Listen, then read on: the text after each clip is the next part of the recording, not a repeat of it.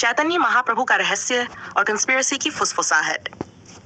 चैतन्य महाप्रभु बंगाल के golden Saint, भारतीय आध्यात्मिक इतिहास के सबसे उज्जवल व्यक्तित्व में से एक माने जाते हैं। हॉथोर्टर एक एथ में नवद्वीप में जन्मे। उन्होंने अनगिनत हृदयों में भक्ति की ज्वाला जलाई। वे सिखाते थे कि भगवान का प्रेम ही सबसे बड़ा धन है, सारी संपत्ति, विद्या और शक्ति से भी महान। उनके जीवन का वर्णन श्रद्धापूर्वक ग्रंथों जैसे चैतन्य चरितामृत में मिलता है, जहां उन्हें केवल संत ही नहीं बल्कि डिवाइन इनकारनेशन माना गया है। फिर भी भक्ति के गीतों और परमानंद की कथाओं के पीछे एक अनसुलझा रहस्य छिपा है, उनके अंत का रहस्य जो हमेशा विस्पर्स ऑफ कंस्पिरेसी को जन्म देता है। परंपरा के अनुसार चैतन्य महाप्रभु एन-33 के आसपास पुरी में अदृश्य हो गए। अधिकांश संतों की तरह उनका निधन किसी स्पष्ट अनुष्ठान से नहीं जुड़ा। उनके अंतिम क्षणों का कोई ठोस लेखा जोखा नहीं मिलता।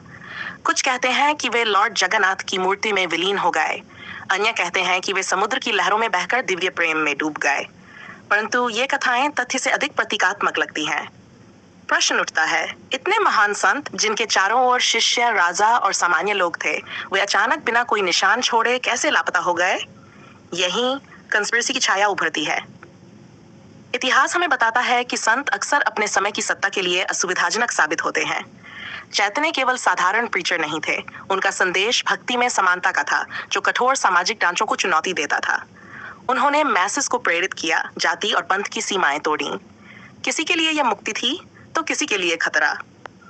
6वीं शताब्दी का ओडिशा, जहां गजपति शासक और मंदिर प्राधिकरण अपार शक्ति रखते थे, राजनीति और इंट्रीग से अछूता नहीं था।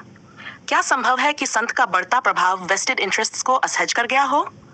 कुछ लोग मानते हैं कि उन्हें चुप करा दिया गया, उनकी डिसअपीयरेंस को सावधानी से संभाला गया ताकि अशांति न फैले।